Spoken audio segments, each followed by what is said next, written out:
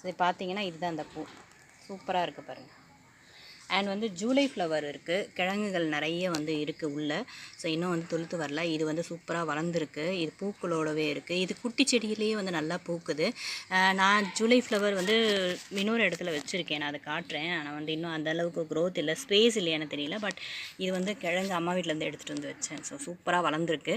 And வந்து பார்த்திங்கன்னா சின்னதுலேயே வந்து பூக்க ஆரம்பிச்சிருச்சு. ஸோ அந்த காம்பு இதுக்கு ரொம்ப க்ரோத்தும் இல்லை, மொட்டு டைரெக்டாக வருது அந்த கிழங்குல இருந்து. அதுக்கப்புறம் பார்த்திங்கன்னா வந்து கத்திரிக்காய், அந்த ரெயின் லில்லி என்கிட்ட வந்து பிங்க் கலர் அவைலபிள் இருக்குது. ஸோ இந்த கிழங்குகள்லாம் நிறைய இருக்குது. இது ஒரு 3 கவரில் இருக்குது, தேவைன்னா சொல்லுங்கள். ஏன்னா இனிமேல் வர்றது வந்து மழை காலம். ஸோ இந்த ரெயின் லில்லி இப்போ பிளான் பண்ணிங்கன்னா சூப்பராக இருக்கும். அண்ட் வந்து இட்லி பூ, கோலமல்லின்னு சொல்லலாம். ஸோ இது அந்த மாதிரி தான், பிங்க்கு நிறைய பூக்கள் எடுத்துருக்கு. ஸோ இது புல் களை எல்லாமே